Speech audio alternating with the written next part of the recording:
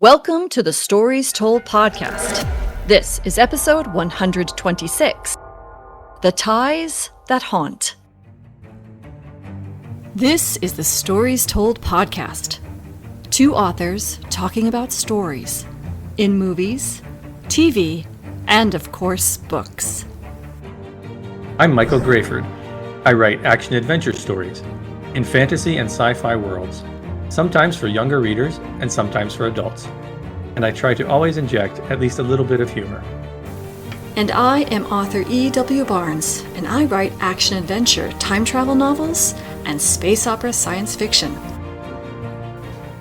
Thousands of years, thousands of worlds. But be forewarned, beyond here, there will be spoilers. Are you ready for the adventure? Let's begin.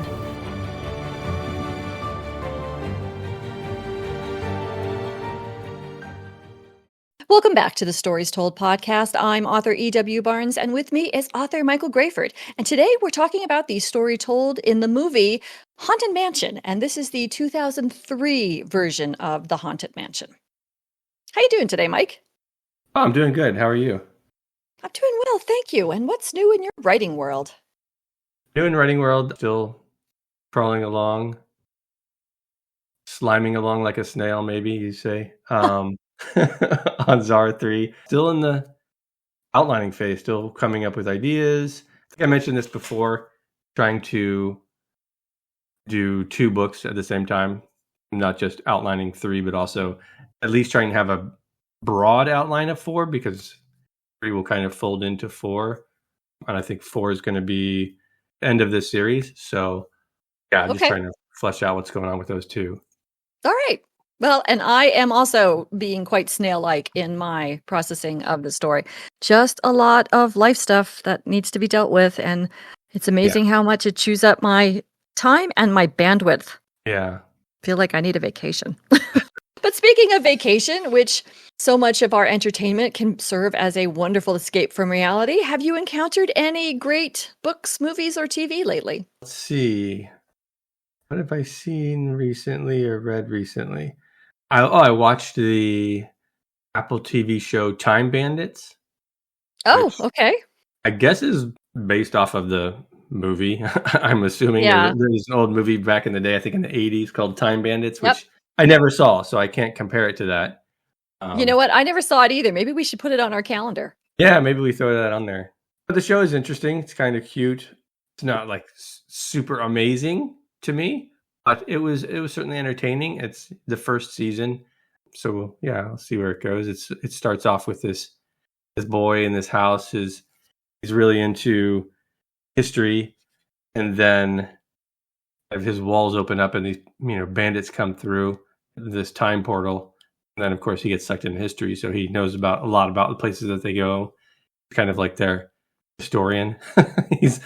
he knows, like, he can tell them where they are and things like that, so it's pretty funny from that perspective, but it's a pretty cool show. Yeah, I'd be interested to check out the movie. Well, we'll put it on the calendar. Have you encountered anything cool? Let's see, I finished watching Strange New Worlds, which was a lot of fun, and that's about it. Are you ready to talk about The Haunted Mansion? Yeah, let's talk. Today we're talking about the story told in the 2003 movie, The Haunted Mansion, and I will read the summary that comes up on Google when you type in Haunted Mansion. Workaholic real estate agent Jim Evers is accused by his wife Sarah of neglecting his son and daughter, so he takes the family on a vacation. Along the way, the family stops off at a sinister mansion that Jim has been asked to sell, only to discover it's haunted by Master Gracie, his stern butler Ramsley, and 2 other servants who need some help breaking a curse. Did you enjoy this movie? Yeah, this was a fun movie. It was a good kickoff for Halloween season. I'd never seen this movie before. Yeah, I missed it when it came out, I guess. I have to say, because of Eddie Murphy being in it, I was expecting it to be goofier than it was. But I actually liked the tone that they hit. They took it just seriously enough to invest us in the characters and the story. But it was still, light enough to be fun and not quite a proper horror movie that couldn't be enjoyed by the whole family. So sort of like a family horror, I guess, which was good and appropriate for a Disney horror movie, I think, in the vein of the actual ride. So yeah, it was an interesting. I maybe I might have skipped this movie when it came out because I thought they're doing a movie based off of a Disney ride. That's kind of silly. But I think they've done a pretty good job with some of those movies, like Pirates of the Caribbean, which we discussed before. It was also a very good movie. Yeah. There's a lot of good things in this movie, I think. I like that the kids got to play a part. They weren't just there as props. They actually had And some and character and development. things to be rescued. Yeah, right. Yeah. Exactly. Though there were moments of that. I think they all went through phases of having to be rescued, right? Every one of them. Yeah. So it was even there. I liked the running joke of just 20 minutes. We're just going to be 20 minutes, right? Which we saw throughout the movie because I think everybody can relate to that. We've all been in situations where someone's like, "Oh, I'll just be there for 5 minutes," and then an hour and a half later, you're wondering where the time went. I think Yeah. I think things like that grounded it and made it feel real. And then, the story with the ghost was an interesting mystery. I think you kind of know what's going on pretty much. When you're first there, it's like not super surprising, but it still works. It's still fun to see how it's revealed. There's a weird thing, but I think something that I enjoyed is that this wasn't like a super long movie, right? We get the story, we get in and we get out, and it felt like, oh, we told the story we needed to tell, and it wasn't dragged out. It was just, it was like a good length, and that was kind of nice. I feel like sometimes movies overindulge, and then like the add plot elements or things like that that aren't necessary. And I think for some reason for this movie, it just felt like, oh, okay, we got what we needed, right? We're not making this too complicated. There's nothing crazy going on here. It's just people going to this house to try to sell it, and it's haunted, and they have to get out of the situation. Like it was just simple, and I think it worked. For me, it was good. It felt tight and enjoyable. How about you? I agree with you. I love the tone of this movie. It's very lighthearted. It doesn't take itself too seriously. It's Yeah. just sort of a movie that's having fun. It's having fun with this concept, this existing concept of this ride, and it's just having fun with itself. And one of the things I love the most is the entire sort of the visuals and the feeling of it. I think what they did in order to convey the feeling with the props and the backgrounds and the special effects is just so well done. I mean, it just really added so many contextual, that's what I'm looking for, textural layers to the story. That was just really invite you just to sink in and enjoy the entire sort of world that's been created. And I think the characters are fairly believable, including the ghost characters as well as the living characters. I think they're all very believable, very well developed for, again, a very lighthearted, not taking itself too seriously movie. These people all had depth and you could relate to them. And I thought that was really enjoyable too. I have seen this movie before. I've seen it a couple of times and I like it. It's again, doesn't take itself too seriously. I don't have to pay a lot of attention to it. It's just sort of kind of a pleasant, fun little watch. And so, yeah, I think it's I agree, a great way to start the Halloween season with just something light and fun, and you don't have to commit a lot to this. Yeah, and I like what you said about the sort of textural feel because I was thinking as I was watching, I'm like, I really liked the mansion itself. Yeah. There's just beautiful rooms. It felt like Disney. It felt like an extension of what you might think of when you're in the ride, especially the huge fireplaces. Those were so cool. You could just like walk in and Yeah. get in the fireplace, which is kind of ridiculous, but it was awesome. Just really nice. Yeah, really nice. Yeah. Like all the detail on the chairs and the rooms and the hallways. It was really, really, yeah, they did a good job of bringing it together. I thought that was really nice. Was there anything that you would have changed as a writer? Ooh, that's a good question. Like I said, it's a pretty tight story, so I'm not sure there's too much I would change with respect to that. The one thing that stood out to me was the end. I kind of want a little bit more resolution. In particular, I guess I would have made it clearer what they did with the house and how their family was going to be changed moving forward. We get a Yeah. tiny bit of that with them driving away, but I just would have wanted a little bit more of that. That was the thing that stood Yeah. out to me. I like that. I didn't even make a note of that, but I agree. I would have been really cool is if we could seen, maybe even during the credits, the family fixing up the house and, Yeah. the kids running through the halls or something. That I think that you're right. I would have liked to have seen that too. Though the main driver of the change, is clearly Jim and his push to make more money. And of course, his reasons for doing that is to support his family. So, it's not like he's a bad guy. It's just that his focus is so strongly in one direction that he needs balance in the other direction. And you do kind of see that at the end, that he's learned the lesson of I need to give my family as much time as I give the business. So you kind of see that. Yeah. But I agree. I think I would have loved to have seen, because you want to see how the rest of the family was impacted by this experience. Yes. Because as you rightly pointed out, they all went through something. They all were agentive in how they came to a resolution in this story. And so they all, I think, seeing how they were all changed would have been really a great addition to the story. So I agree with that. Yeah. Other things that I made note of, and I'm going to disagree with you respectfully. Yeah. I think that it could have been tighter. There's the scene after he gets trapped behind the secret door, or a series of scenes where we're essentially going through the haunted mansion and getting the requisite, oh, that's from the ride, that's from the ride, that's from the ride kind of thing. And that felt slow as we went Okay. through confirming all the haunted mansion stuff. Yeah.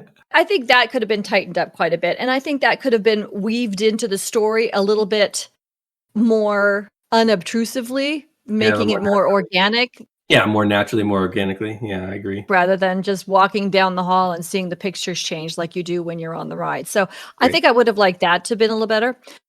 The thing about the ending for me, though, is that I think I might have wanted to have some kind of dialogue explaining what happened with Ramsley. All of a sudden, he says, you can go to hell. Hell opens up and takes him. And there's sort of this it's sort of like a non-event, right? It's almost deflating, right? We're getting to a point where there's the confrontation of what he did, how he was in the wrong. He was the bad guy. He caused the curse.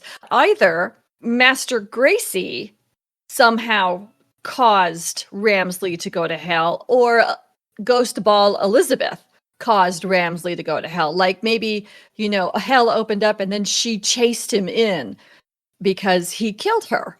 And so, he's trying to get away from her and he falls into, I think that would have felt a little bit more climactic than just sort of this, I'm unleashing hell and, oh, hell just took me and it's all over. Yeah. Now that you mention that, I agree with it. I feel like there was a time where a lot of Disney movies would have the climax end with the villain character basically doing themselves in, so that the hero's not killing anybody or like doing something bad themselves. And you're right. It feels like they tried to do that here, and it didn't really make much sense now that you mention it.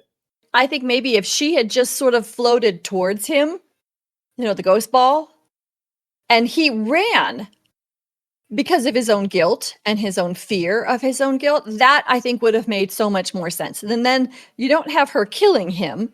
You just have her confronting him and him unable to deal with the confrontation and being faced with the thing that he did. Then we would have kept that the good guy didn't kill him and Elizabeth didn't kill him. It was his own guilt that killed him or took him into hell. He was already dead. But yeah, I think that would have just worked better instead of just, hell just reached out and grabbed him. Because my thought was, as I was watching this from the eyes of a storyteller, well, why didn't hell do that before? Is it because his betrayal needed to be identified? Great. Then dialogue needed to be in place to explain that. Yeah.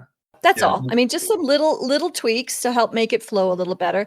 And then the other piece of it is that, when we, and you brought in Pirates, which was another movie based on a ride. And the thing about Pirates is it is very heavily person focused. It's focused on Jack Sparrow and it's focused on the pirates and the people engaged with the pirates. Whereas this movie is more focused on the haunted mansion. And I think Yeah. that while it was great for the texture that we were enjoying about how the mansion was designed and how it looked and how immersive it was, it also kind of took away from the story a little bit because the mansion was the main character instead of the people. And so I think I would have liked to have focused a little bit more on the people and a little bit less on the mansion. And that just goes back to like going through the scenes, going through and making sure you saw that the haunted mansion stuff was there. Yeah. And I think your idea of bringing the people back and fixing the mansion would have actually helped fix that. Because yes, even though it's focusing on the mansion, it's about the people, what they're doing now. Yeah, definitely had a bit of that feel. And maybe that was fine for me because this is my first time watching it. I was able to see and enjoy a lot of those things versus separate myself from it and realize that maybe that should have been blended a little bit more naturally. Yeah. But now that you're mentioning those things, I had a couple other things I thought of. Cool. One, why was she a ghost ball? Like all the other ghosts were not only like there as themselves, but they could physically interact with things. And she's like the most nebulous thing. And like, did I miss something? Like, why was that the case? Why wasn't she a person there? That's a great question. Other That's than a just very for good story, question. other than for writing purposes. Right. Need some clarification of the ghost rules. Yeah, exactly. And then at the end also, it wasn't super clear that like, okay, they dealt with the bad guy and she's back and they go off to heaven and then all the other ghosts go off to heaven. To me, they didn't make it super clear that the curse was like affecting the whole grounds. Yeah. I mean, I knew that, I got that, but I think maybe a line explaining that. Because I could see maybe if you're a kid, you're watching this, you're like, what? Why? What happened? Like, if you actually think about Yeah. it, like, what was going on there? I think just one line explaining that this place is affected because of the curse. It's not just, one person or four people or whatever. Right. It was just it relies on you taking that jump, which again, I got it. I think for me, Yeah. you can figure it out, but I would have liked that to have just been a little bit clearer so that at the end it's like, okay, the curse is broken. The whole grounds of this place are now clear. Everyone gets to go. Small thing. Yeah, I think that's a good point. So did you pull any themes from the Haunted Mansion? The theme I got looking at the real estate agent, Jim, I think was his name, right? Mm-hmm. And we look at him in comparison to the ghost. What was the ghost name? Gracie? Lord Gracie? Yeah. Something like that? Yeah. Yeah. It's like, Gracie served almost as this contagonist character. Ooh. Contagonist being a writing term for a character who presents the hero with an alternate way of looking at the world.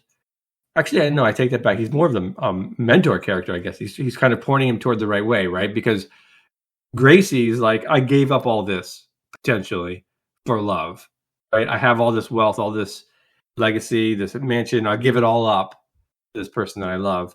Versus Jim, who's striving for more and more and more wealth while missing opportunities to be with the people he loves, right? So anyway, Yes. the message I got was love and family are more important than wealth, as seen between the differences between those two characters. Very nice. And I got something very similar, which was, the importance of focusing on the family. Yeah. It's a very clear theme and it's a very easy to see theme. And I think the story conveys the theme well. It's a good vehicle for that theme. Yeah. As a writer, what do you take away from The Haunted Mansion? I was trying to come up with something that we haven't spoken too much about before. And I came up with just the length. Tell the story in the necessary time. Don't try to extend things or add subplots to things like that if you don't need to. Get your message Nice. out there, get the story done. And certainly for a lighter, more comedic movie, they tend to be shorter. So yeah, focus on what's necessary. Don't feel like you have to add things all the time. Nice. And I got when the place is or a thing is a focal point in the story, don't lose your characters. Yeah. Thank you for joining us today as we talked about The Haunted Mansion. Huge thanks to our Patreon supporters and all of our listeners. Your support, even through a simple like or share, means the world to us. If you enjoyed today's themes, check out E.W. Barnes's Temporal Protection Core series, which delves into time travel with heart and where duty to history meets personal stakes. Link is in the show notes if you're curious to explore more. The Stories Told podcast is available on all major platforms. Please like, subscribe, or follow to help us reach more story lovers like you. For book, TV, or movie suggestions, drop a note on our YouTube channel, and that link is also in the show notes. You can find Michael Grayford at michaelgrayford.com and E.W. Barnes at 1000years.com. Join us next time as we talk about the story told in The Haunted Mansion 2023. Thanks so much, Mike. This was a lot of fun. Yeah, this was a fun movie. Thank you. And we'll see you next time on the Stories Told podcast.